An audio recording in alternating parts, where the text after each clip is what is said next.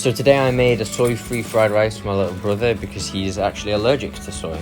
So I started by adding some peas to my wok and cooking those over a medium heat for a minute or two just to de-thaw them because I didn't really want to be eating ice.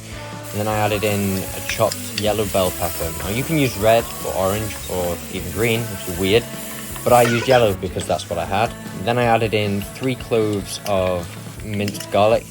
If I was going to do it again, I'd probably add in 4 or 5, but that's just me. If you don't like your garlic, you can keep it at 3, or you can even do less.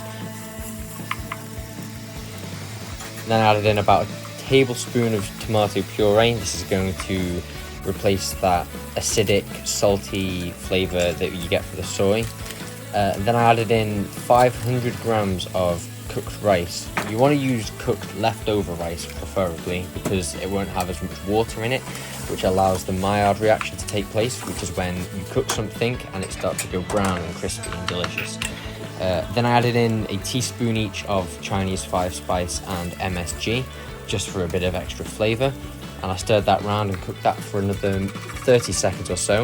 You can see there I was starting to see that things were sticking to the bottom of the pan, so I decided to deglaze it with some sake cooking wine and the juice of 1 lime. And when I went to serve it up, well, just listen to how happy we were. Ready? Oh! Hey! You nailed that one. Right, look at that. It's standing like Mount Everest. That thing's going nowhere. Why have you said that? Because it's not, look. Yeah, we were happy with the rice stones. Anyway, I decided to serve it with some oven-baked salmon and some crispy broccoli that I did by placing some broccoli in a pan over medium-high heat for about 4 or 5 minutes.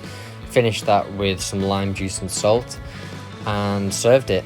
And I decided to finish the salmon with some hoisin sauce and some sesame seeds.